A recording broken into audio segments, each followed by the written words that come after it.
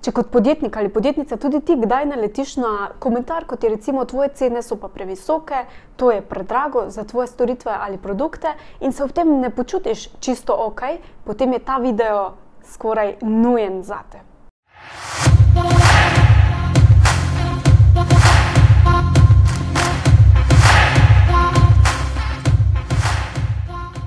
Če si že vsaj nekaj časa v poslu, potem verjetno si že naletel oziroma naletela na kakšen komentar, da so tvoje cene previsoke. In če nisi, potem je verjetno zelo nekaj narobe s tvojimi cenami. Kot podjetniki se velikokrat lahko soočimo s takimi komentarji in tudi v drugo smer, da so tvoje cene lahko mogoče celo prenizke. In če imaš isto ponudbo in isto storitev, lahko dobiš tudi oboje, da so tvoje cene previsoke in prenizke. Zakaj? Zaradi tega, ker smo ljudje različni in nekaterim bo nekaj predrago, drugim bo se pa zdelo zelo poceni. Kot podjetniki pa si to velikokrat lahko vzamemo preveč k sebi, preveč osebno in nas tak komentar lahko zelo prizadene. Zato v tem videu s tabo delim malenkost moje zgodbe, kakšne cene so previsoke, koliko odgovorov ne in da bi moral dobiti in pa kako se soočiti s takimi komentarji. Naj s tabo najprej delim eno mojo zgodbo, kako sem se soočila prvič na začetku svoje poslovne poti s tem komentarjem, da so mogoče cene previsoke. Čeprav na začetku sem imela res zelo nizke cene, zato ker sem ponujala in izvajala, sem vseeno dobila tudi kdaj pa kdaj komentar, da so moje cene predrage. In priznam, da sem si to vzela zelo k srcu, prizadelo me je in začela sem razmišljati, ali res, celo v moje misli so se prekratile tiste misli, da mogoče bi pa delala kar zastonj. Ampak seveda v poslu to tako ne gre, zato sem mogla narediti naslednji korak, to prerast, zamenjati svoj mindset in to želim danes deliti tudi s tabo. Kako? Pa gremo najprej pogledati sploh tvojo ceno, ali je dejansko previsoka ali prenizka. Zdaj, moraš se zavedati, da zmeraj se bo najdla oseba, ki bo rekla, to je predrago in to je prepoceni za tvojo isto storitev oziroma za tvojo isto ceno. Zakaj? Zaradi tega, ker smo ljudje enostavno različni in imamo različne vrednote. Nekomu, ki bo to zelo fajn in super, bo cena čisto ok, nekomu, ki mu to ni pomembno, bo cena lahko čisto previsoka. In to je ok. To ni osebno mišljeno zate, da si ti slaba oseba ali karkoli povezano s tem. To je samo percepcija, ki jo tista oseba v tistem trenutku ima. Zato je tukaj fino, da se najprej vprašaš, koliko imaš recimo teh odgovorov ne. Koliko imaš teh odgovorov, da je mogoče previsoka cena. In zdaj, če teh odgovorov recimo, da daš 10 ponudb in od tega 3 ponudbe ali pa 5 ponudb je pozitivno oziroma potrjenih. To pomeni, da so tvoje cene najverjetneje prenizke. Torej, to je lahko en znak, ki ti pove, da so tvoje cene prenizke. Zato lahko poskusiš z višjimi cenami. Oziroma, če ti to pomaga, lahko pri sebi rečeš, ok, cene so ok. Naslednji trik, ki ga lahko uporabiš, da ugotoviš, ali so tvoje cene ok ali ne, je, da se poskušaš postaviti v kožo oziroma čevlje svoje idealne stranke. Zdaj, probaš se znebiti vseh čustev, ki jih imaš vpleten v svoj posel ali kakorkoli. Probaš biti popolnoma nevtralen oziroma nevtralna in poskušaš pogledati na to svojo ponudbo. In potem se vprašaš, ali bi jaz kot nek primerek svoje idealne stranke bil pripravljen oziroma pripravljena kupiti tole ponudbo. Ali se mi zdi cena ok. Če je tvoj odgovor, ja, itak, 100%, takoj bi investiral v to, potem se drži tega. Tvoje cene so potem zelo ok.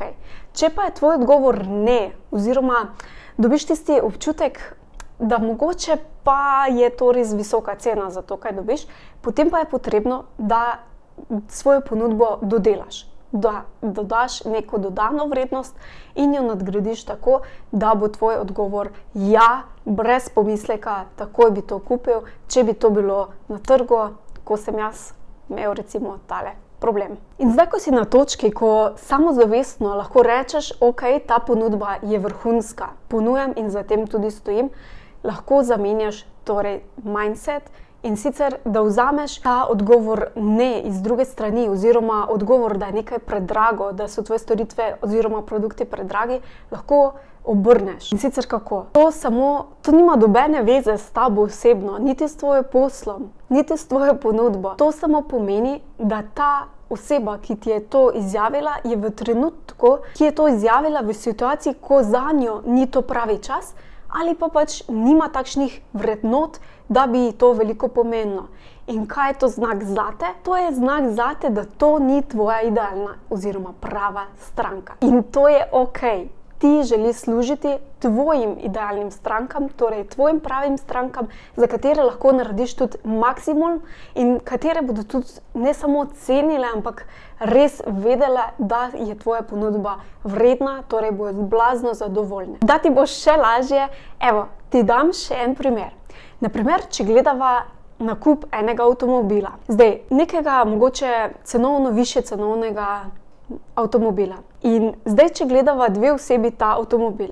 Meni osebno avtomobil nima posebne vrednosti, razen da mi je pomembno to, da je približno varen in udoben. Kako izgleda, kakšne znamke, je meni res vseeno, kakšen je avtomobil in zame nima vrednosti dobene. Na drugi strani pa lahko imaš enega, ki se skozi ukvarja z avtomobili, jih gleda, spremlja, mogoče jih celo zbira oziroma karkoli, pač je totalno nor na avtomobile. Zdaj, če nama predstaviš ti kot recimo ponudnik tega premium avtomobila, je zelo verjetno, da bo moj odgovor ne, meni se ta avtomobil ne zdi vreden, zaradi tega, ker so moje vrednote glede avtomobila to, da je varen, udoben in seveda, da ni predrag in da me pripelje iz točke A na točko B. In to je vse, kar jaz od avtomobila potrebujem. Zame verjetno ta tvoj avtomobil ne bo prava izbira in če ti jaz rečem, da ta avtomobil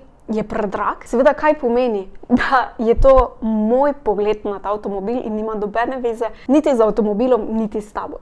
Zdaj, če pa ta avtomobil ti ponudiš temu drugemu, ki je blazno navdušen na avtomobili in je čisto navdušen nad vsemi temi deli, ki jih ima ta premium avtomobil, bo pa njegova opaska, njegov odziv lahko popolnoma drugačen.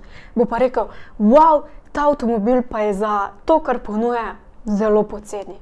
In bo naredil nakup. In ravno tukaj je fora. Ti kot podjetnik oziroma podjetnica služiš svojim idealnim strankam.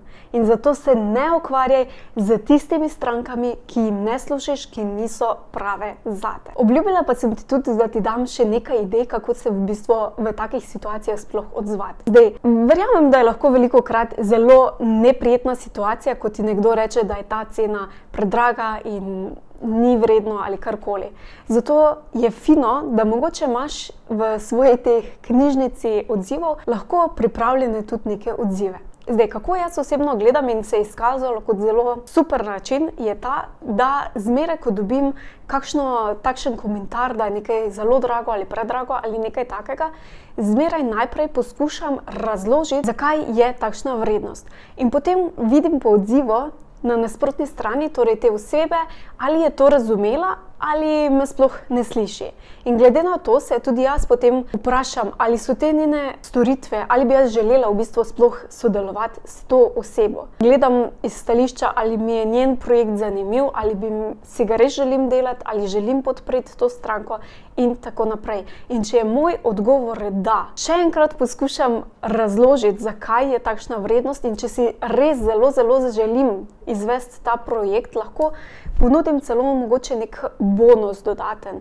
Mogoče lahko stranko vprašam, ali je časovno neomejeno, da mogoče mi pride bolj nasproti časovno in da lahko glede na to potem jaz mogoče prilagodim ceno, kar se sicer zgodi zelo, zelo redko, ampak je možnost, da mogoče pomisliš, kako lahko ti iz svojega stališča, če si res želiš delati s to stranko, prilagodiš ceno. Čeprav jaz ne zagovarjam tega, da znižuješ svojo ceno, lahko mogoče pa ponudiš kaki bonus, glede na to, da če govoriš za to potencialno stranko, vidiš, kaj je njen največji problem in je mogoče lahko prideš z dodatnim bonusom nasproti. Na drugi strani pa lahko potem kdaj prideš tudi v situacijo, ko vidiš, da to ni tvoja idealna stranka in tudi če bi bila ti pripravljena recimo zdaj pa si premisliti in reči, ja, tvoji ponudbi, vidiš, da ni nekega ujemanja in ne želiš sodelovati z to osebo. Zdaj, kako se v tem primeru odzvati? Jaz nikoli v bistvu ne želim požigati mostov, preprečiti se, skregati ali karkoli, ampak želim vedno ostati v dobrih odnosih. Način, na katerega lahko ohraniš še vedno dobre odnose, je tako, da ji v bistvu lahko ponudiš oziroma predlagaš kakšnega drugega ponudnika, ki je mogoče recimo nizkocenoven in bi bil bolj primeren za to osebo. Tako v bistvu hkrati pomagaš tej stranki, rešiš tega, da bi z nekom v bistvu zaključil odnos na negativen način. Upam, da ti je ta video vsaj malo pomagal.